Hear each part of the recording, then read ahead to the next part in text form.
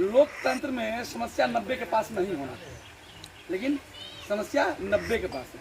तीसरा जो उन्होंने वाक्य रखा, जो मुद्दा इशू रखा, वो शिक्षा और स्वास्थ्य का रखा।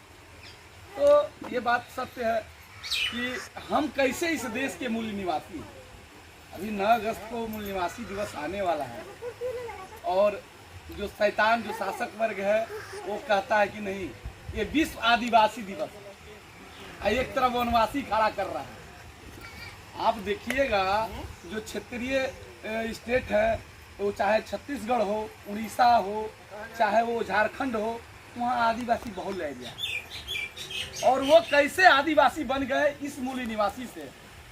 तो पहले हम मूल निवासी से परिचित हो जाए कि मूल निवासी क्या होता है, हम मूल निवासी कैसे हैं। पहले यह तो परिचय होना चाहिए। तो पहला परिचय यह है कि जब इस सृष्टि का निर्माण हुआ तो सृष्टि पर बहुत वर्षों के बाद जीव की उत्पत्ति हुई। उस जीव की उत्पत्ति के कालक्रम में धीरे धीरे लोग मेरे चैंपियनजी से अपने आप को डेवलप किया। रामापिथेकस हुआ, फिर जब आदमी चला तो उसी को ह्यूमन इरेक्टस कहा गया।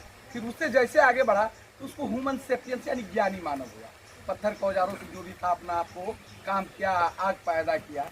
लेकिन इसी कालक्रम में चाक की खोज हुई, लोग आगे बढ़ते गए और एक नगरीय सभ्यता बन गई जिसको सिंधु घाटी सभ्यता कहा जाता है। कुछ इतिहास के स्टूडेंट होंगे इस बात को समझते होंगे, हड़प्पा सभ्यता कहा जाता है। और यही हड़प्पा सभ्यता के लोग ही मूल निवासी थे। बस समस्या यही है।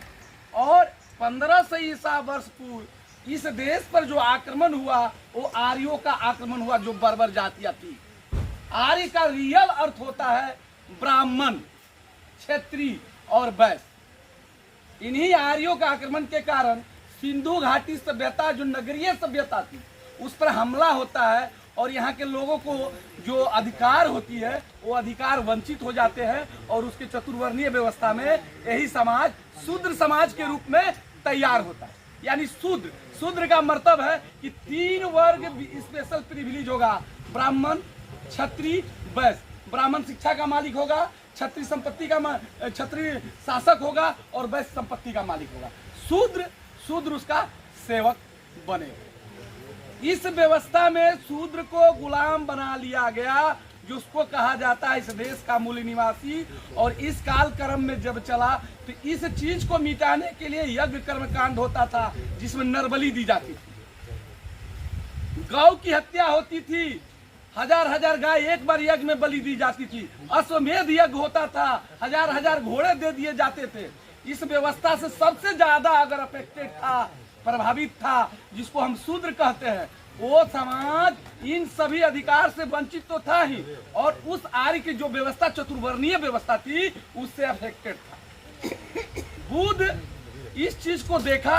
एक शासक के लड़का थे बुद्ध राज की जो जन्म हुई थी वो लोकतंत्र में हुई थी, गणतंत्र में हुई थी।